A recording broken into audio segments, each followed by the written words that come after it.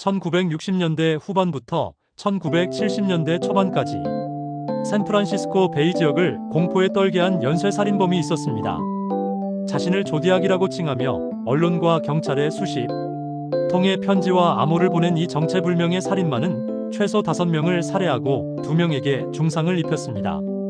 하지만 그의 진정한 공포는 살인 자체보다도 정교한 심리전과 언론 플레이, 그리고 50년이 지난 현재까지도 풀리지 않은 암호들에 있었습니다.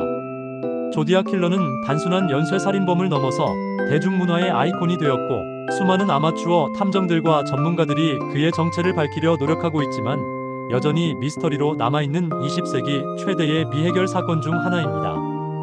조디악 킬러의 공식적인 첫 번째 범행은 1968년 12월 20일 밤 캘리포니아 베니시아 근처 레이크 허먼 로드에서 발생했습니다.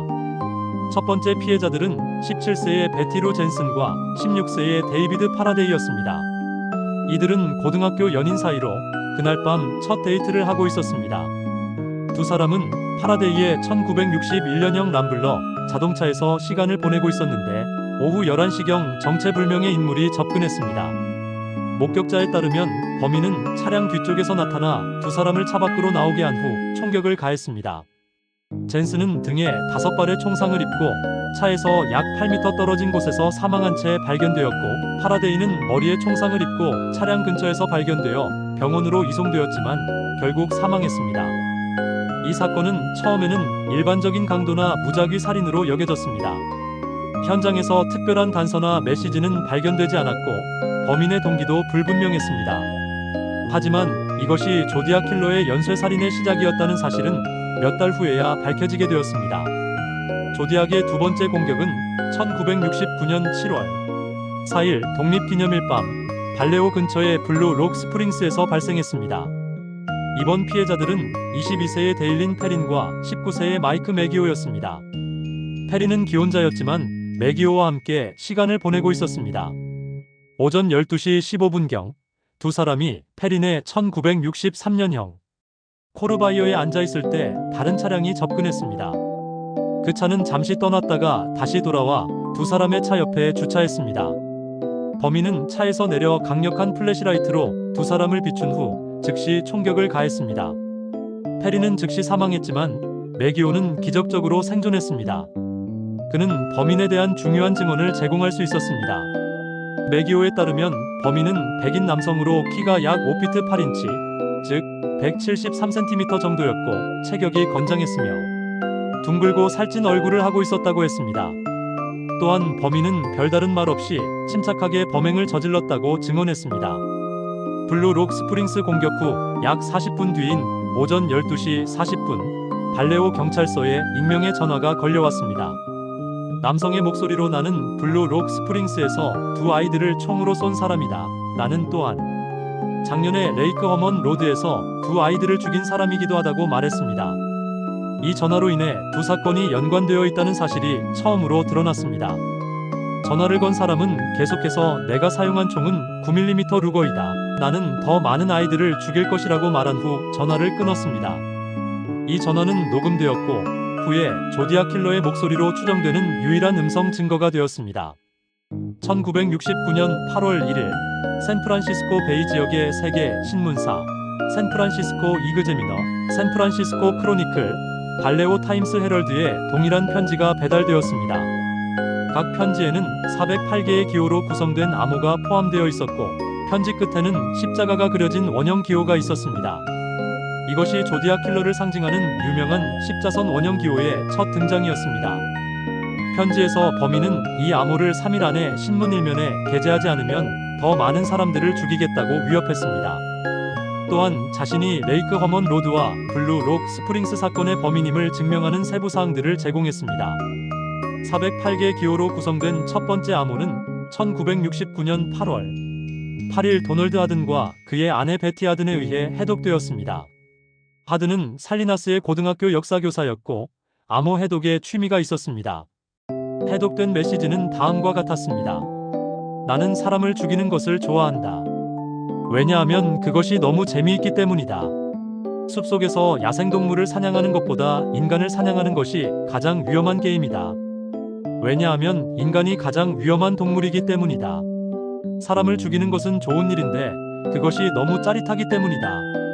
그것은 섹스보다도 훨씬 좋다. 내가 사후세계에서 다시 태어날 때 내가 죽인 모든 사람들이 나의 노예가 될 것이다. 이 메시지는 조디악 킬러의 심리 상태와 동기에 대한 중요한 단서를 제공했습니다. 그는 살인을 게임이나 사냥으로 여겼고 종교적 또는 신화적 믿음을 가지고 있었습니다. 또한 그의 우월감과 지배욕이 드러났습니다. 1969년 9월 27일 조디악 킬러는 레이크 베리에사에서 세 번째 공격을 감행했습니다. 이번 피해자들은 22세의 세실리아 셰퍼드와 20세의 브라이언 하트넬이었습니다. 이들은 퍼시픽 유니온 칼리지 학생들이었고 호숫가에서 피크닉을 즐기고 있었습니다. 오후 6시 30분경 후드를 쓴 남성이 그들에게 접근했습니다. 범인은 검은 후드를 쓰고 있었고 가슴에는 하얀색으로 조디악 기호가 그려져 있었습니다. 그는 권총을 들고 있었지만 실제로는 칼을 사용하여 공격했습니다. 범인은 처음에 두 사람에게 돈과 차 열쇠를 요구하는 강도인 척했습니다. 그는 하트넬에게 셰퍼드를 묶으라고 지시한 후 하트넬도 묶었습니다. 그 다음 갑자기 칼로 두 사람을 무차별 공격했습니다. 셰퍼드는 등과 복부에 10차례 이상 칼에 찔렸고 하트넬은 등에 6차례 찔렸습니다. 범행 후 조디악은 하트넬의 차문에 검은 펜으로 메시지를 썼습니다. 발레호 12월 20일 68년 7월 4일 69년 9월 27일 69년 6시 30분 칼에 의함. 이는 자신의 이전 범행들과 이번 범행의 날짜와 방법을 기록한 것이었습니다. 셰퍼드는 이틀 후 병원에서 사망했지만 하트넬은 기적적으로 생존했습니다. 그는 조디악에 대한 중요한 목격 증언을 제공할 수 있었고 범인의 목소리와 행동 패턴에 대한 정보를 제공했습니다. 1969년 10월 11일 조디악 킬러는 샌프란시스코의 프레시디오 하이츠 지역에서 택시 운전사를 살해했습니다. 피해자는 29세의 폴 스타인으로 옐로우 캡 택시 회사에서 근무하는 운전사였습니다. 오후 9시 30분경 스타인은 유니온 스퀘어에서 승객을 태우고 프레시디오 하이츠로 향했습니다. 목적지는 워싱턴 스트리트와 메이플 스트리트 모퉁이였습니다. 도착 후 조디악은 스타인의 머리 뒤쪽에 총을 발사하여 즉시 살해했습니다. 범행 후 조디악은 스타인의 지갑과 열쇠를 가져갔고 그의 셔츠 조각을 찢어갔습니다. 이 셔츠 조각은 후에 조디악이 보낸 편지들의 증거로 포함되었습니다. 또한 범인은 스타인의 택시를 조금 더 운전한 후 버리고 도주했습니다. 이 사건은 여러 목격자들이 있었던 유일한 조디악 사건이었습니다. 근처에 살던 3명의 청소년들이 범행 현장을 목격했고 경찰에 신고했습니다. 그들의 증언에 따르면 범인은 백인 남성으로 키가 5피트 8인치에서 5피트 9인치, 즉 173에서 175cm 정도였고 갈색 머리에 안경을 쓰고 있었다고 했습니다. 스타인 살인 사건 며칠 후인 10월 13일 샌프란시스코 크로니클에 조디악의 편지가 도착했습니다. 편지에는 스타인의 셔츠 조각이 동봉되어 있었고 이는 자신이 택시 운전사 살인의 범인임을 증명하는 것이었습니다. 편지에서 조디악은 경찰을 조롱했습니다. 샌프란시스코 경찰들이 나를 찾지 못한다고 해서 그들을 비웃지는 않겠다. 왜냐하면 내가 그들에게 너무 많은 단서를 주지 않았기 때문이다. 그는 또한 자신을 체포하려던 경찰관들이 자신과 마주쳤지만 알아보지 못했다고 주장했습니다. 이후 조디악은 지속적으로 편지를 보냈습니다. 그는 신문사뿐만 아니라 경찰서 그리고 개인에게도 편지를 보냈습니다. 각 편지에는 그의 상징인 십자선이 그어진 원형 기호가 포함되어 있었고 대부분 암호나 수수께끼가 들어 있었습니다. 조디악의 편지들은 매우 독특한 특징을 가지고 있었습니다. 그는 의도적으로 맞춤법을 틀리게 쓰거나 단어를 이상하게 줄여 쓰는 경우가 많았습니다. 예를 들어 킬드를 카일드로, 크리스마스를 크리스마스로 쓰는 식이었습니다. 이러한 특징들은 후에 조디악의 편지를 식별하는 중요한 단서가 되었습니다. 1969년 11월 8일 조디악은 샌프란시스코 크로니클에 새로운 암호를 보냈습니다. 이 암호는 340개의 기호로 구성되어 있어 340암호라고 불렸습니다. 첫 번째 408 암호와 달리 이 암호는 매우 복잡했고 수십 년간 해독되지 않았습니다. 340 암호는 세계에서 가장 유명한 미해결 암호 중 하나가 되었습니다. 수많은 전문가들과 아마추어 암호 해독가들이 도전했지만 실패했습니다. FBI의 암호 전문가들, 국가보안국 NSA의 전문가들, 그리고 컴퓨터를 이용한 브루트포스 공격까지 시도되었지만 모두 성과를 거두지 못했습니다. 2020년 12월 무려 51년 만에 340암호가 해독되었습니다. 데이비드 오란책, 야로슬라브 리시, 샘 블레이크 3명의 암호 해독가들이 컴퓨터 프로그램을 이용해 마침내 해독에 성공했습니다. 해독된 메시지는 다음과 같았습니다. 나는 TV쇼를 보려고 노력했지만 너무 지루했다. 나는 죽음에 대한 공포가 없다. 왜냐하면 내가 죽으면 낙원에서 다시 태어날 것이고 내가 죽인 모든 사람들이 나의 노예가 될 것이기 때문이다. 나는 이 편지를 더 길게 쓰지 않을 것이다. 왜냐하면 내가 사후세계에서 즐거운 시간을 보내느라 바쁘기 때문이다. 푸트 1970년 4월 20일 조디악은 샌프란시스코 크로니클에 또 다른 편지를 보냈습니다. 이 편지에서 그는 자신이 버스 한 대를 폭파시키거나 어린이들을 죽일 수도 있다고 위협했습니다. 그는 스쿨버스를 공격하는 방법에 대해 상세히 설명했는데 이는 베이 지역 전체에 큰 공포를 가져다 주었습니다. 편지에서 조디악은 자신이 지금까지 10명을 죽였다고 주장했습니다. 하지만 경찰이 확인한 조디악의 피해자는 5명 뿐이었습니다. 그는 자신의 살인 횟수를 과장하거나 아니면 아직 발견되지 않은 피해자들이 있을 가능성을 시사했습니다.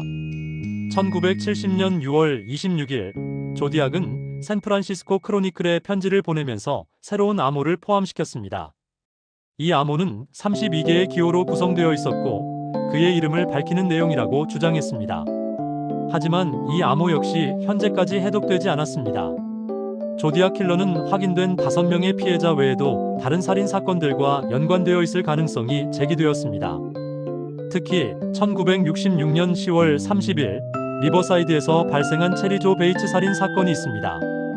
베이츠는 18세의 대학생으로 리버사이드 시티 칼리지 도서관에서 공부를 하다가 주차장에서 살해되었습니다. 이 사건 후 언론과 경찰에 보내진 편지들이 조디악의 편지와 유사한 특징을 보였기 때문에 연관성이 의심되었습니다. 1969년 3월 22일 산타바바라 근처에서 발생한 도미니크 던과 에드워즈 커리의 실종 사건도 조디악과 연관될 가능성이 제기되었습니다. 하지만 이러한 사건들과 조디악의 연관성은 명확히 증명되지 않았습니다. 50년 넘게 진행된 수사 과정에서 수많은 용의자들이 거론되었습니다. 가장 주목받은 인물은 아서 리 앨런이었습니다. 그는 1933년생으로 벨리오에 거주했으며 여러 정황 증거들이 있었습니다. 하지만 결정적인 물적 증거는 발견되지 않았고 2002년에 사망했습니다. 릭 마셜, 로렌스 클레인 카네 등도 용의선상에 올랐습니다. 최근에는 게리 프랜시스 포스트라는 인물이 새로운 용의자로 주목받았지만 이 역시 확실한 증거는 제시되지 않았습니다. 현대 과학수사 기법의 발전으로 조디악 사건에 새로운 희망이 보이고 있습니다. 2002년 샌프란시스코 경찰은 조디악이 보낸 편지들에서 DNA를 추출하는 데 성공했다고 발표했습니다. 비록 소량이고 부분적인 DNA였지만 이는 용의자들을 배제하거나 확인하는 데 사용될 수 있습니다. 최근에는 공개 유전자 데이터베이스를 이용해 범인의 친족을 찾는 유전자 개보학 기법이 주목받고 있으며 조디악 사건에서도 적용될 가능성이 있습니다. 조디악 킬러는 미국 대중문화에 엄청난 영향을 미쳤습니다. 그의 사건은 수많은 책, 영화, 다큐멘터리의 소재가 되었습니다. 가장 유명한 작품 중 하나는 2007년 데이비드 핀처 감독의 영화 조디악입니다. 인터넷의 발달로 전 세계의 아마추어 수사관들이 온라인에서 단서를 공유하고 이론을 토론하고 있으며 실제로 340암호의 해독도 이러한 협력의 결과였습니다. FBI와 여러 심리학자들은 조디악이 높은 지능을 가졌으며 극도의 나르시시즘과 권력욕을 가진 인물로 분석했습니다. 그는 자신의 범행을 적극적으로 알리며 언론의 주목을 즐겼고 경찰과 사회 전체를 상대로 정교한 심리 게임을 벌였습니다. 조디악 사건의 수사는 여러 어려움에 직면했습니다. 관할권이 여러 지역으로 분산되었고 당시의 과학수사 기법에는 한계가 있었습니다. 조디악은 의도적으로 수사망을 교란하는 교묘한 전술을 사용했으며 언론을 자신의 메시지를 전달하는 도구로 적극 활용했습니다. 이로 인해 샌프란시스코 베이 지역 전체는 예측 불가능한 공포에 휩싸였고 특히 스쿨버스 공격 위협은 사회 전체를 패닉 상태에 빠뜨렸습니다. 2024년 현재도 조디악 사건은 공식적으로 미해결 상태입니다.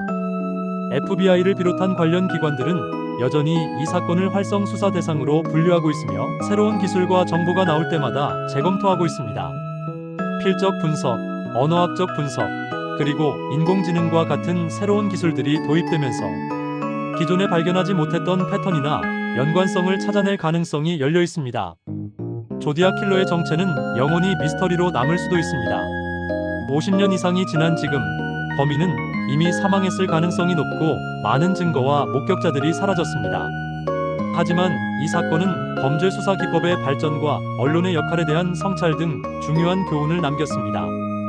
또한 진실을 밝히려는 전 세계의 수많은 사람들의 끊임없는 노력은 그 자체로 의미가 있습니다. 조디악 킬러의 정체가 밝혀지지 않더라도 그가 우리 사회에 남긴 질문들과 발전의 계기들은 계속해서 연구될 것입니다. 제공된 정보의 활용에 대한 모든 책임은 전적으로 사용자 본인에게 있습니다.